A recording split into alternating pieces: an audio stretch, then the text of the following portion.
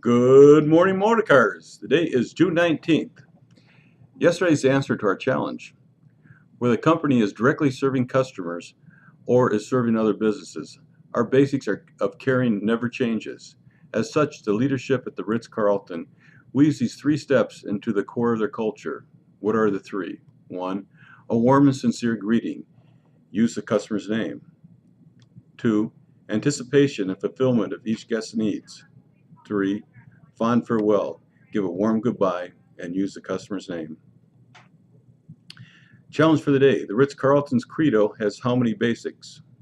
And the winner gets a car wash. Our $2 bills, we gave out 4 of them yesterday, and I'd like to read what they were.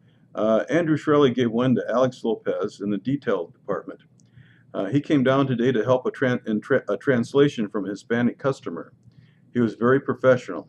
I didn't have to explain what I needed. He took control of the situation and made the customer feel very good, and his demeanor and empathy toward the customer was very sincere. Great job. Thanks, Alex. Steve gave this one. Last week I gave a $2 bill to our newest service technician, Chris Shepard. On his own time, he went to a junkyard to acquire a small part for a guest's car.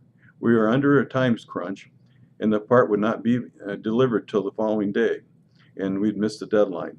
His concern for the guest satisfaction was outstanding. Great job, Chris, and welcome to Motorcars. Nikki gave this one. I gave a $2 bill to Don Schaefer yesterday because I feel like he went above and beyond the call of duty to help a customer.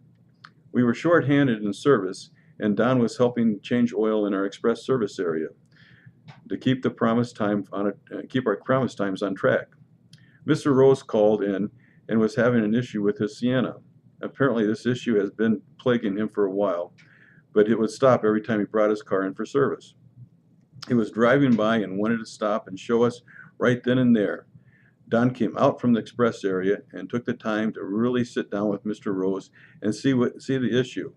He could have said no, we're short-handed and extremely backed up right now, but instead he took time to work with Mr. Rose and address his concerns. I think Don sets a fine example for us on the night shift, and I'm proud to say that Dan is my manager.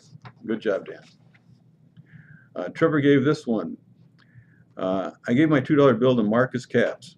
I had one of our new guys come up to me and say that Marcus goes above and beyond every day to help us feel warm and welcome. Trevor made this comment at the end, which I really agree with too. I thought this could be a good segue into the word of the day, training, about how in order to reach our goal of retention, we must first have employee retention. For us to be successful, it's important to make new people feel welcome. Challenge everyone to do something nice for an employee who's been here less than 6 months. I think that's a great idea, Trevor, but why not do it for everybody? Because everybody's important. This day in history, 1862, Congress abolishes slavery in the United States. 1867, the first running of the Belmont Stakes.